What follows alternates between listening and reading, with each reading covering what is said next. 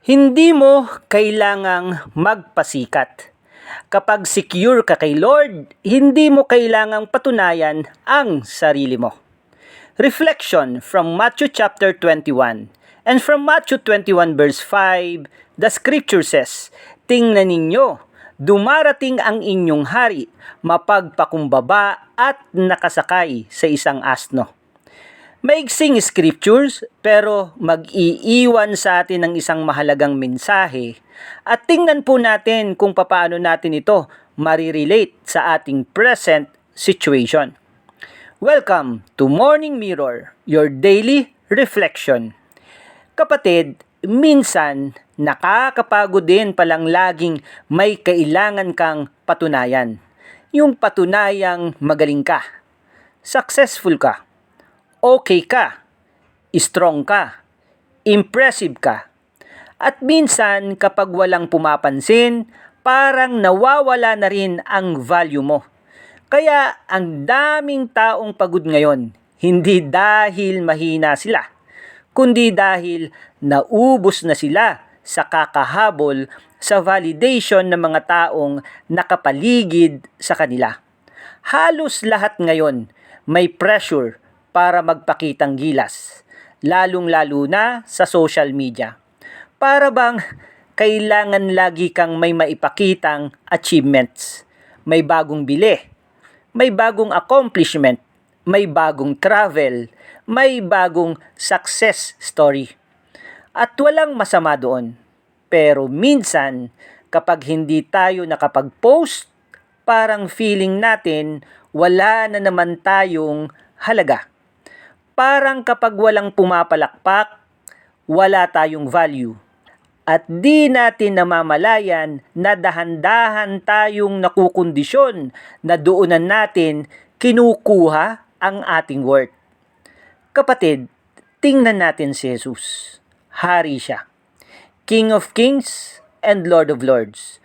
Pero hindi siya dumating para magpa-impress. Hindi siya dumating para magpasikat. Hindi siya dumating para patunayan kung gaano siya kadakila. Alam niya kung sino siya. Kaya hindi niya kailangang ipagsigawan pa. Kapag secure ka sa identity mo, hindi mo kailangang mag-ingay. Kapag alam mong mahal ka ni Lord, hindi mo kailangang habulin ang approval ng lahat.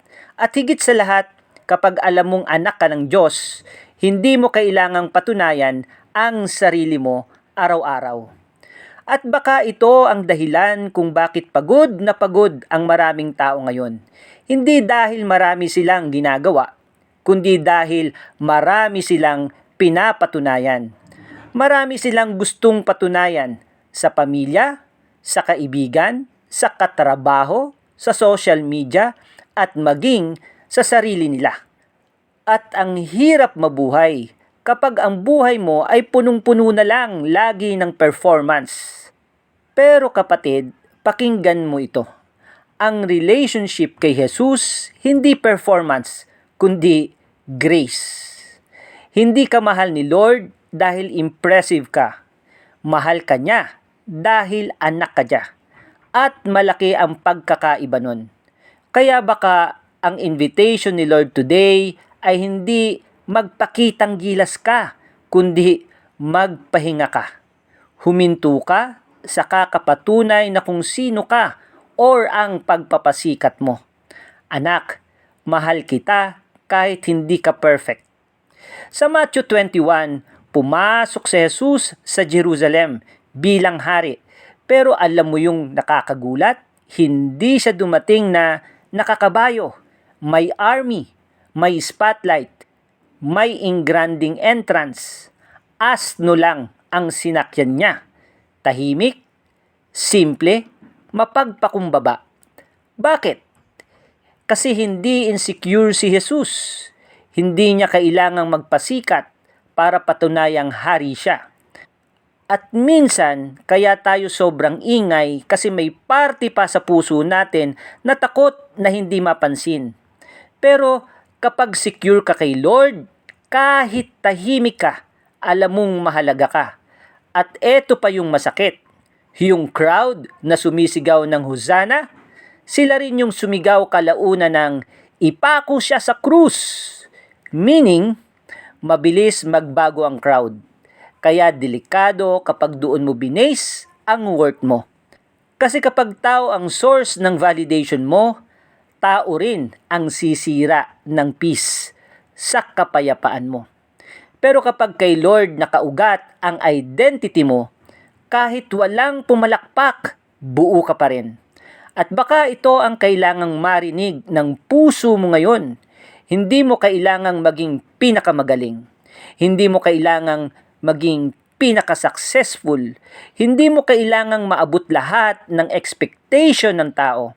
Dahil bago ka pa man may mapatunayan, mahal ka na ni Lord. Bago ka pa man manalo, tanggap ka na niya.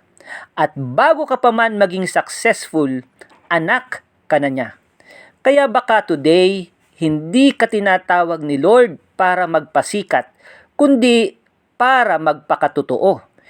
Hindi para maging maingay, kundi para maging secure sa pagmamahal niya. One identity, one surrender, one quiet confidence at a time. Let us pray. Lord, pagod na po kaming habulin ang approval ng tao. Turuan mo kaming maging secure sa pagmamahal mo.